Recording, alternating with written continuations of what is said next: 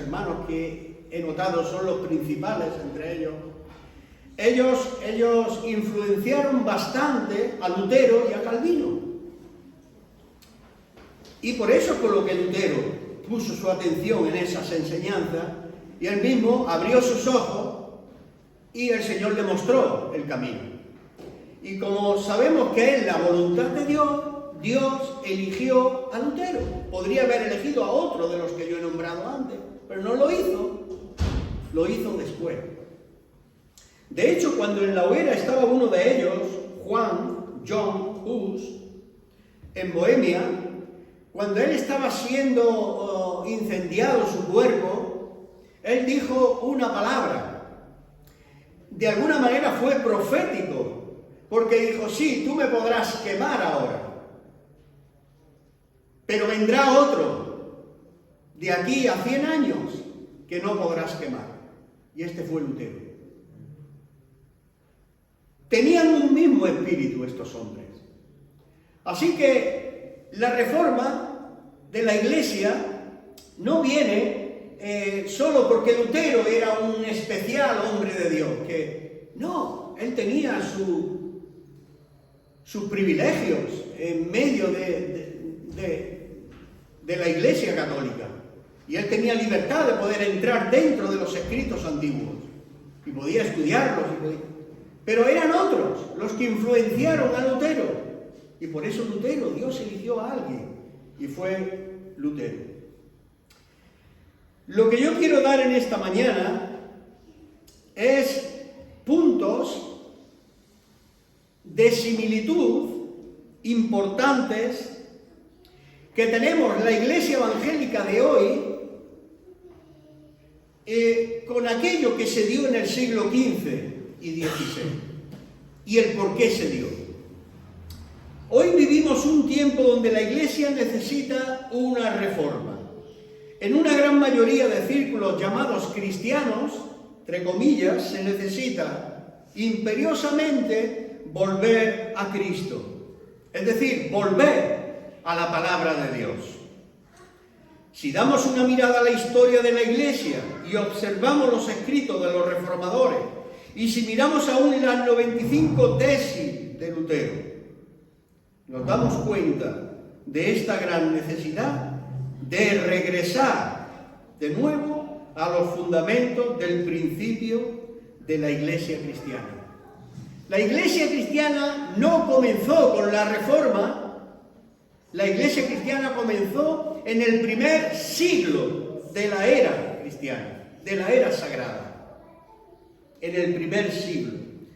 Pero el motivo que nos empuja a esto es que en todos los escritos de los reformadores, aún antes, como he dicho, aún antes del siglo XV y XVI, encontramos mucha luz en cuanto a factores que contribuyeron a esa reforma protestante.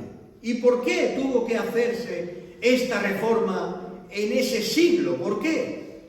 Porque la Iglesia se había corrompido en masas. Se había adherido al Estado y al gobierno de Roma, al gobierno del Imperio Romano de aquel tiempo. Y como sabéis, el Imperio Romano tenía toda la tierra conocida de aquel tiempo como suya. Y es por eso que le pusieron Iglesia Universal. Iglesia Católica, ¿qué significa eso? Universal. Porque el imperio ya era dueño universalmente de todas las tierras. Y es por eso por que se llama así, Iglesia Católica Universal, la Iglesia Romana. Ahora bien, si consideramos estos aspectos de una manera general, como yo lo quiero dar hoy, a mí, personalmente, de hace años me sorprende la similitud con la que hoy nos encontramos en las prácticas de la Iglesia moderna, en las actitudes de la Iglesia de hoy, que predominan igualmente que en la Iglesia de entonces, en el catolicismo romano.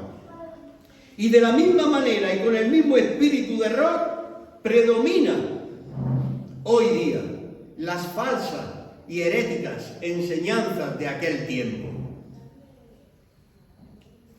En otras palabras, el perfil de la Iglesia Católica Romana del siglo XV y XVI coincide con el perfil del mundo evangélico de la última década del siglo XX y XXI. Ahora, yo quiero mostrar, digo 3 puntos, aunque hay muchos más, pero nos vamos a detener en esos 3 puntos que son principales. Esos 3 puntos son aspectos sobre lo que yo estoy diciendo. Y digo, y hay más. El primer punto, la primera similitud, es favor divino a cambio de dinero. Favor divino a cambio de dinero. Desde antes del siglo XVI, la Iglesia Católica, con su influencia en la vida social, política y económica, había establecido el uso de indulgencias en toda Europa. Leed la historia de la Iglesia. Allí lo vais a ver. Como ya sabemos, estas indulgencias eran documentos que se obtenían a cambio de un favor financiero, de dinero. Todo esto con la excusa de beneficio para los familiares ya fallecidos. La idea era que a través de rezos, misas y el pago de esas indulgencias, el alma de la persona quedaba liberada del purgatorio para así llegar al cielo. Y hoy, a esto voy, y hoy presenciamos la misma estrategia, y esto dentro no de la Iglesia Católica, sino de la Iglesia evangélica. Y esto va a quedar grabado.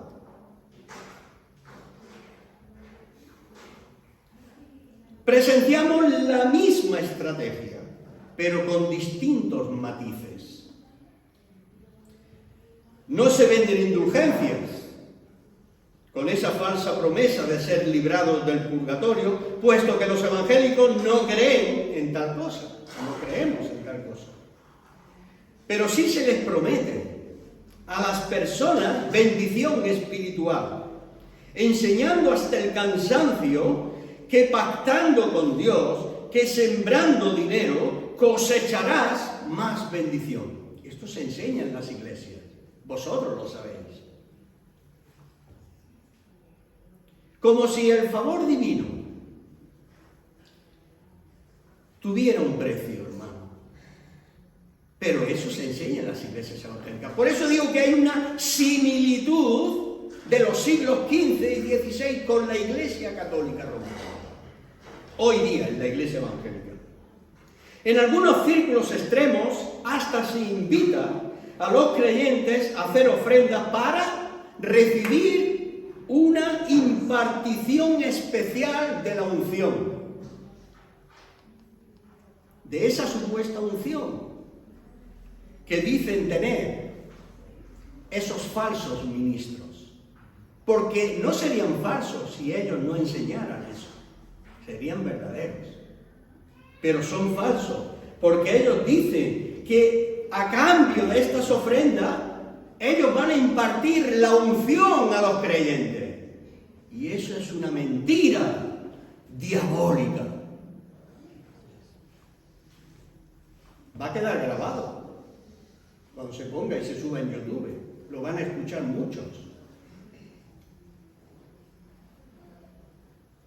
Yo desafío a que por la Escritura defiendan sus posturas, que yo defenderé las mías y estaré preparado siempre para presentar defensa ante cualquiera que me demande razón de la esperanza que hay en nosotros, tal y como dice el apóstol San Pedro. Se les promete a los creyentes que Dios les devolverá 100 veces más de lo que ofrendan. Se invita a pactar con Dios y literalmente a entregarlo todo. Tierras, casas, hasta familias. Con esa esperanza de esperar que venga una respuesta divina. Una falsa respuesta divina. la seguridad de una falsa respuesta divina. Y así, de esta forma, tratan a Dios como un sirviente a quien los creyentes le ordenan lo que Él debe y no debe hacer. Así tratan a Dios estos. Por eso digo que hay una similitud hoy que podemos decir, la Iglesia hoy está lista para una nueva reforma. ¿Qué te parece? La enseñanza de hacer pactos con Dios comunica indirecta y erróneamente la noción de que el hombre impone las condiciones y que Dios está obligado a cumplirlas. Por ejemplo, las maratónicas que vosotros sabéis que existen en radio y televisión, sobre todo en Estados Unidos y todo Latinoamérica. Las interminables campañas supuestas de milagros, donde esos ministros dicen, tal día y a tal hora vamos a tener milagros de Dios. Es que ellos mandan el horario y la fecha en la cual Dios va a moverse con sus milagros. Nadie duda de los milagros de Dios. Pero que yo ponga una fecha y una hora exacta para que eso ocurra, es ir presuntuosamente más lejos de lo que enseña la Escritura, hermano. Por eso digo, son falsos y necesitamos una reforma. Estos hombres tienen que salir de ahí. No sirven. No sirven. No sirven a Dios. No sirven a las almas para la salvación. No sirven. Son mercaderes de la fe. Son traficantes de almas. Esto va a quedar grabado. Por tercera vez lo digo.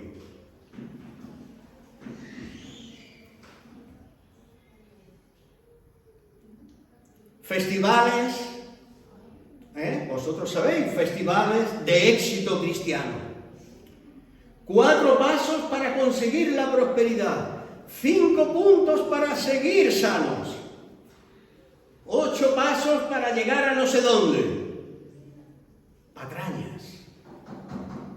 Fórmulas de hombres que con astucia engañan a los incautos. Es la misma similitud de entonces. La Iglesia Católica engañaba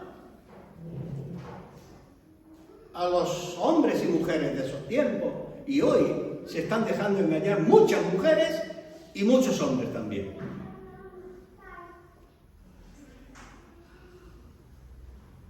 Eso lo hacen canales de televisión, emisoras de radio, campañas evangelísticas, y algunos ministerios cristianos ilustran muy bien lo que yo he dicho.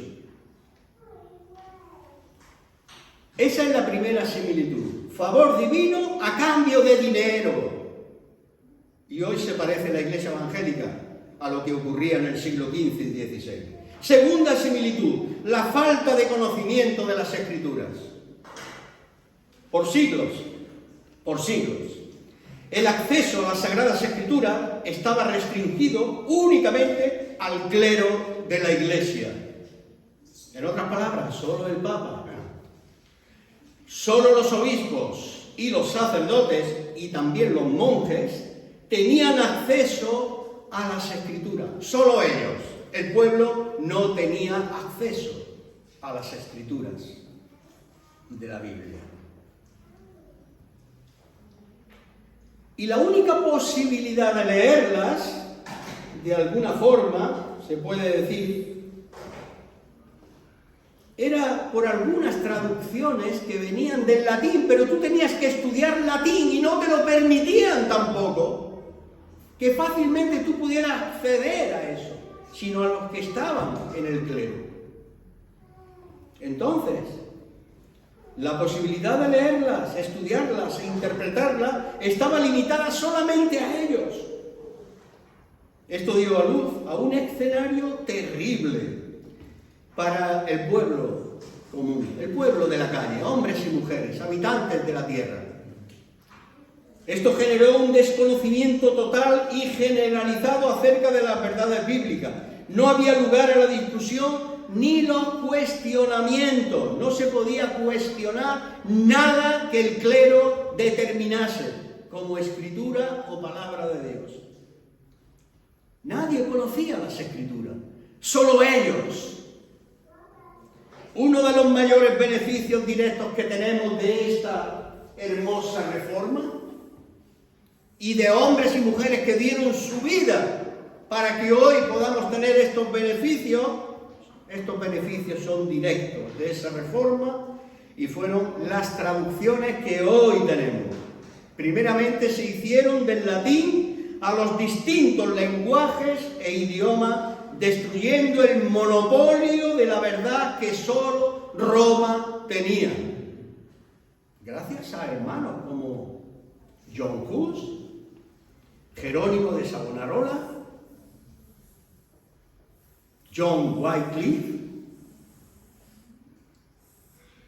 y Baldo de Francia y otros. Ellos son los más prominentes.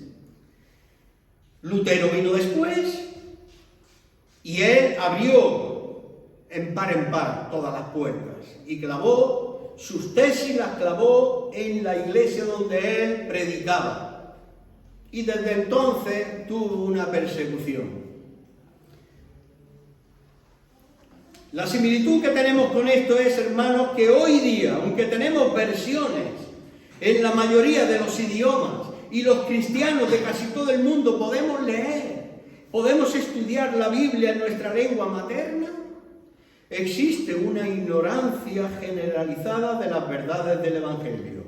Lo que se enseña de las Escrituras son historietas y fábulas de pasajes esporádicos que el nuevo clero evangélico enseña y predica. Y poco o nada de las sanas palabras de nuestro Señor Jesucristo, de la sana doctrina, de la vida piadosa, de la conducta y el carácter del creyente y de la ética cristiana. De esto, muy poco o nada. Así es. Cuando yo escribía, el Señor me ponía cosas para escribir, pero no puedo escribir todo, si no sería un volumen grande. Pero yo decía, estoy tristemente convencido de que en muchos lugares los creyentes fieles y bien intencionados, como existen en las denominaciones pentecostales, presbiterianas, bautistas, esos creyentes fieles y que tienen buena intención y viven la fe con voluntad de aquella que ha conocido del mismo Jesucristo, estos bien intencionados creyentes, y ellos no ejercen ningún puesto de autoridad ministerial en la iglesia, no pueden defender la fe verdadera, no pueden defenderla. Y el evangelio que les fue dado, no pueden. Porque si se levantan para hacerlo, y eso yo lo he sufrido en mis carnes, si se levantan para hacerlo o se enfrentan para protestar, sus superiores se levantan sobre ellos y los arrinconan, los humillan y hasta los expulsan de la iglesia por decir la verdad. Pero el Señor Jesús dijo, acordaos que a mí me han aborrecido antes que a vosotros.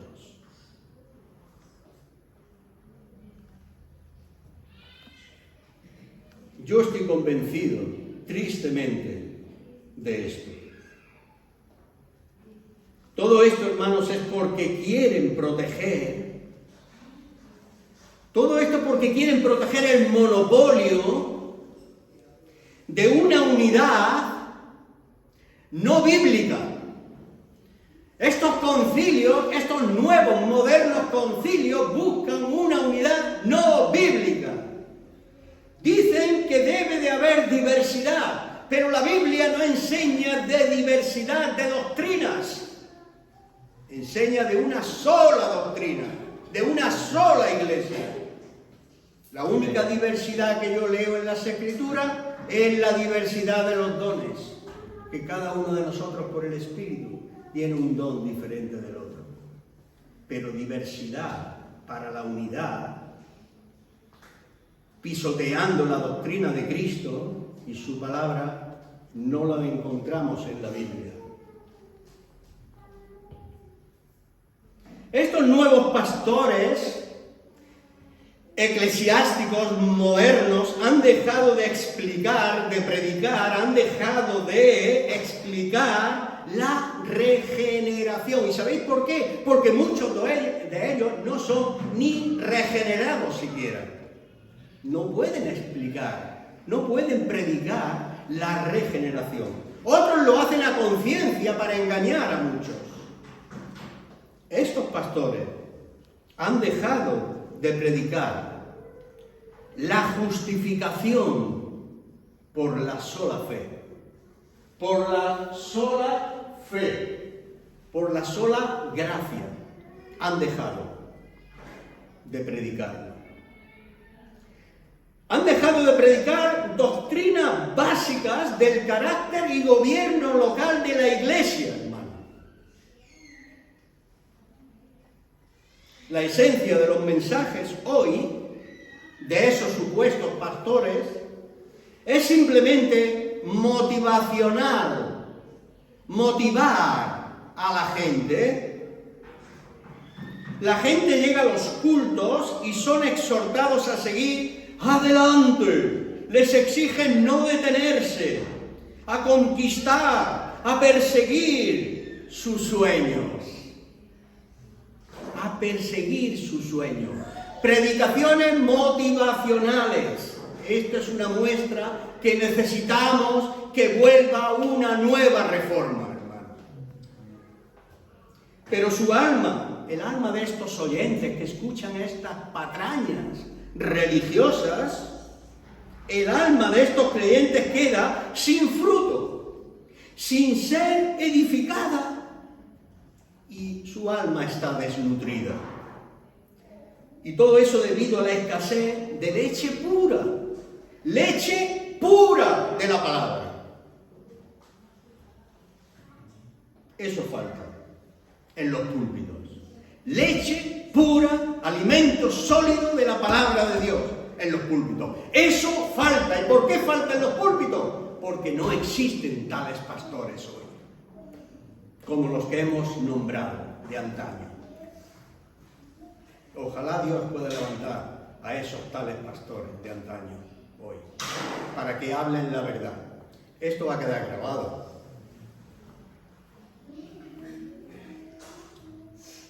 Y es por eso, hermanos, que el analfabetismo bíblico, el ser analfabetos, bíblicamente, hoy impera en el pueblo evangélico, y esto es alarmante.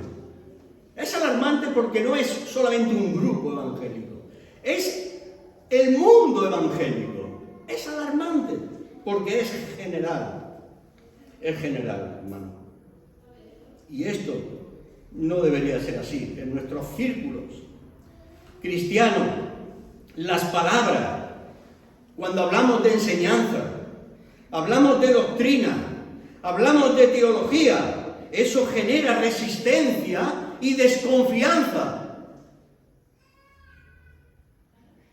Por eso no te van a invitar muchos. Si tú eres correcto en esto, muy pocos te invitarán a predicar. Jesús, cuando predicaba, querían matarlo porque él estaba quitando el sustento de tantos ladrones que tenía a su alrededor. Porque la predicación de Jesús iluminaba las mentes de los pobres y ya no le daban más el dinero a los ricos y a los religiosos de ese tiempo. Analfabetismo bíblico. Los líderes evangélicos de hoy generan resistencia cuando un predicador habla de doctrina, de verdadera teología y sana enseñanza.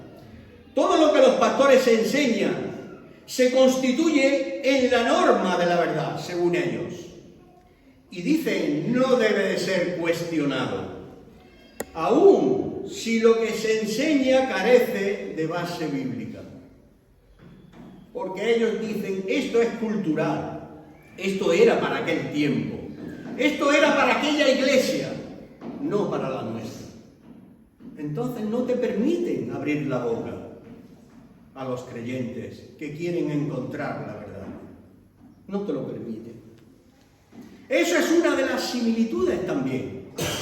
La del dinero, una, la segunda de la autoridad de la palabra, las escrituras, la falta de escrituras, y la tercera, el énfasis que se hace, además exagerado, en la autoridad de la persona que ministra.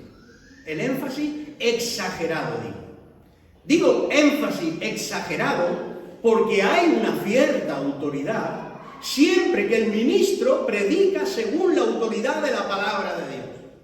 Tiene una cierta autoridad, pero no es la autoridad. La autoridad es la palabra de Dios.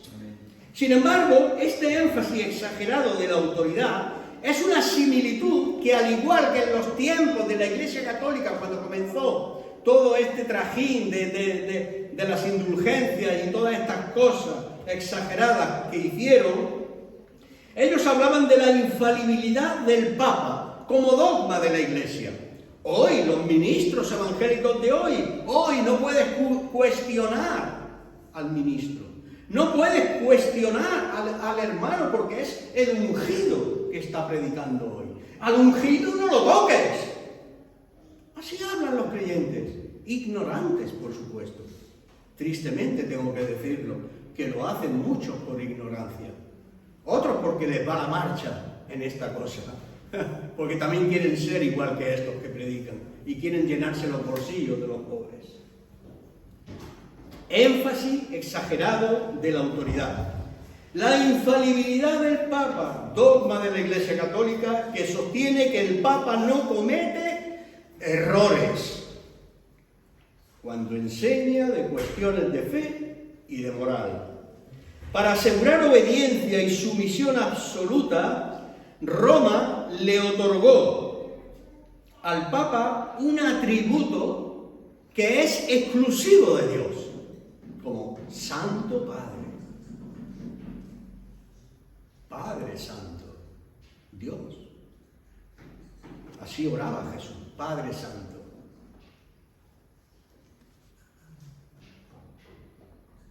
El Papa tiene este atributo y otros. Desde aquí se deduce que contradecir la autoridad papal es contradecir a Dios mismo.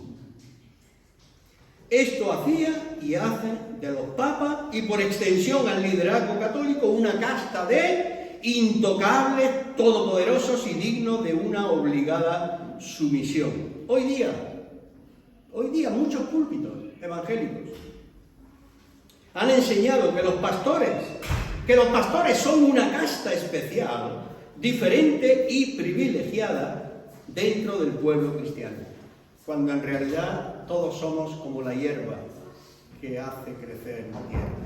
Sale el sol, se seca. ¿Y dónde es echada? A quemarse. ¿Cómo que los líderes evangélicos son de una casta especial? Es similitud a lo que decían del Papa, de los sacerdotes. Es lo mismo, estamos a punto de iniciar una nueva reforma y ojalá se empezara ya. Desde ahora ya. Y va a quedar grabado para que muchos puedan empezar a arremeter contra eso. No les interesará, seguramente no.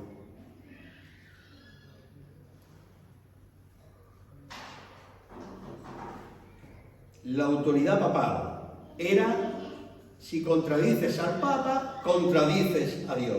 Si contradices a los falsos pastores evangélicos de hoy, parece que tienes que salirte de esa iglesia, porque te harán la vida imposible.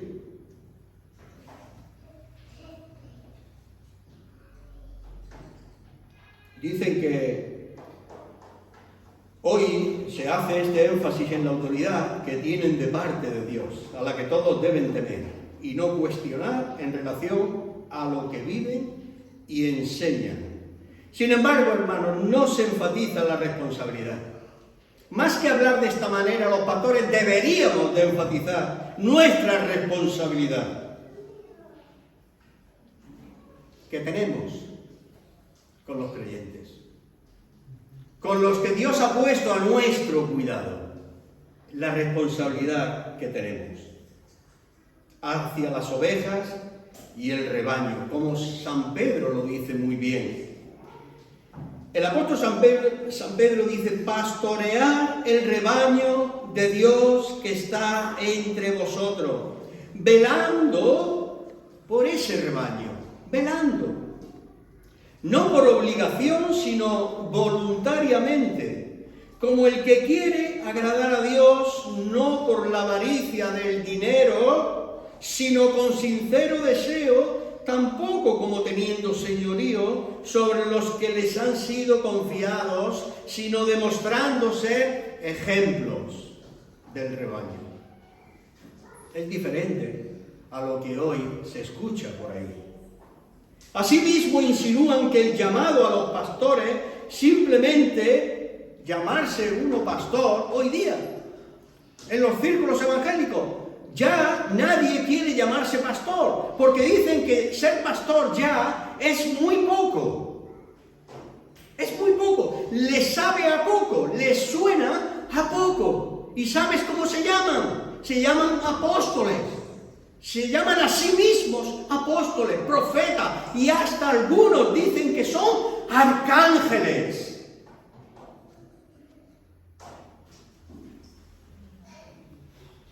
Cuando lo vean en el vídeo, yo desafío a alguien que me diga por la escritura que esto es así, que debe de ser de esa manera. Y yo me arrepentiré entonces y pediré perdón.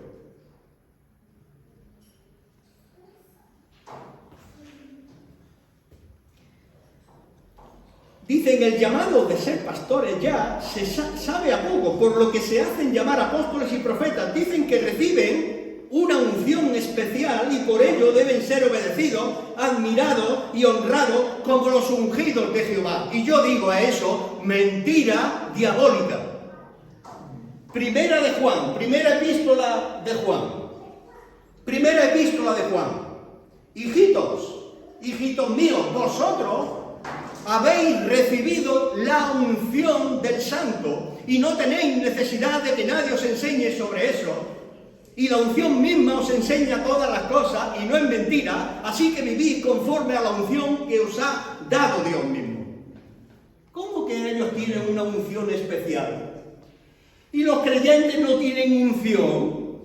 Mentira, porque la palabra del Señor dice que nosotros, los hijitos, los nacidos en la casa de Dios, los nacidos de nuevo, estamos ungidos, tanto como dicen ser ellos, que tengo mis dudas que lo sean, porque si lo fuesen, no enseñarían estas patrañas. ¿Qué te parece? No enseñarían eso si lo fuesen.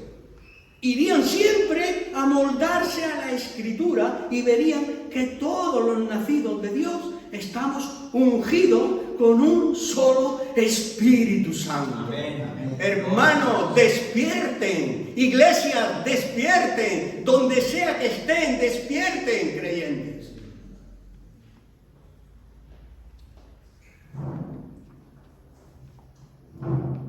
Pero claro, es por eso, porque ellos no quieren poner oído ni quieren leer eso de Primera de Juan, el versículo 12 y 13, como tampoco Primera de Corintios, como tampoco el Evangelio de Juan, como tampoco la otra carta de Juan, el capítulo 2, versículo 18, hablan de todas estas cosas.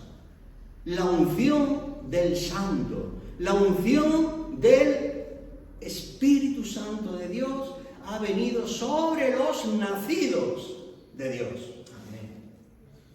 Y no hay tantas experiencias diluidas por ahí. Hay una sola experiencia. Claro que de esa sola experiencia, como se suele decir, no se vive. Se tiene que crecer en la experiencia. Eso sí, estamos de acuerdo. Pero una cosa es crecer en la experiencia y otra cosa es decir, yo tengo una unción diferente a la tuya, la mía es más poderosa que la tuya. Eso, por favor, eso es orgullo. Eso es poner la centralidad en el hombre y no en Dios.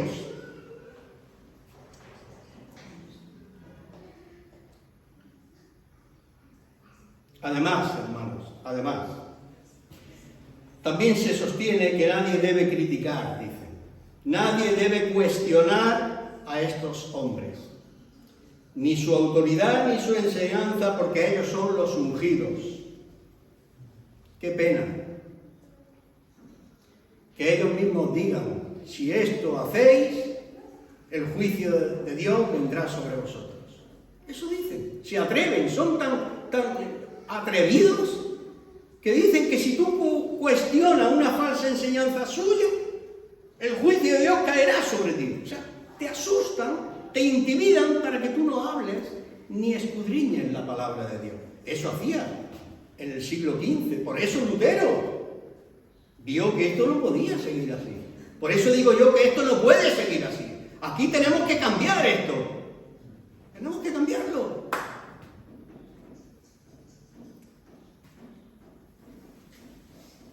Para este fin, ellos malinterpretan las palabras del rey David y ellos nos advierten que no debemos proferir palabra alguna o tocar al ungido del Señor. De esta manera dice que muchos en el pueblo cristiano viven intimidados por la proyección de ciertas personalidades o figuras evangélicas en autoridad. Así que, hermanos, después de esto, ¿qué piensan? ¿Estamos listos para otra reforma? Amén. Estamos listos. Si hubiera una reforma y hubiera una desbandada de hermanos de las iglesias preguntándole a sus pastores el por qué esto, por qué lo otro, veríamos que hay una nueva reforma, hermano. Qué lástima, que no hay valentía varonil, no hay hombría. La hombría y el varonil lo usan para cosas desagradables y corruptas y no para lo que en verdad vale la pena. Desde una perspectiva general, esto es para concluir, hermano, el estado de la iglesia cristiana deja mucho que desear en diversos aspectos. Desde la perspectiva de Dios debemos recordar que el Señor tiene cuidado de su rebaño. Gracias a Dios que Dios siempre ha guardado un remanente en todos los tiempos. Amén. Si no, no estaríamos aquí hoy. Si estos hermanos nombrados, al igual que después Lutero y Calvino y todos ellos, y los que están siguiendo detrás, no estaríamos aquí. Porque el monopolio de la Iglesia de Roma se había hecho dueña de todo. Se había hecho dueña de las almas de las personas. Gloria a Dios por los hombres que han dado su vida para que hoy tú y yo tengamos la Biblia abierta en nuestro propio idioma y tengamos la libertad de estudiarla, como en este día. Esto desde la perspectiva de Dios, el Señor siempre tiene cuidado de su rebaño. Su gobierno es soberano, también lo ejerce en los asuntos de su iglesia amada. No podemos olvidar que no todos los que dicen ser creyentes lo son en realidad. Confiamos en que el Espíritu Santo nos recordará nuestras responsabilidades y nos advertirá de las consecuencias si no cumplimos fielmente con nuestro llamado. Dios seguirá usando hombres y circunstancias para amonestarnos y confrontarnos. Mi oración, hermanos míos, mi oración es que podamos ser sensibles y discernir cuando Dios quiere moverse entre nosotros o en alguien en particular. Debemos de estar atentos a la Escritura, siempre. Podemos aventurarnos entonces y decir hoy, la Iglesia está esperando un próximo Lutero o cualquier otro reformador. Puede ser tú, puede ser tú, podemos ser nosotros. Podemos ser nosotros y cualquier otro valiente que esté oyendo esto. Cualquier otro valiente en otro lugar de iglesia podrá ser uno de esos reformadores. Para que esta nueva reforma, antes que venga el Señor Jesús a llevarse a lo suyo, podamos irnos muchos más de los que hasta ahora nos vamos a ir. Una gran multitud en los cielos, de toda raza, lengua y nación. Así que, hermanos, podemos aventurarnos a esto, que Dios levante hombres y mujeres con esta gran verdad. Necesitamos un cambio. La iglesia de hoy tiene los mismos rasgos que aquella de la época de Lutero y otros. Así que pensemos que esta lista, la iglesia está lista para la reforma. Que el Señor te bendiga, su gracia abunde en ti. Amén. Amén.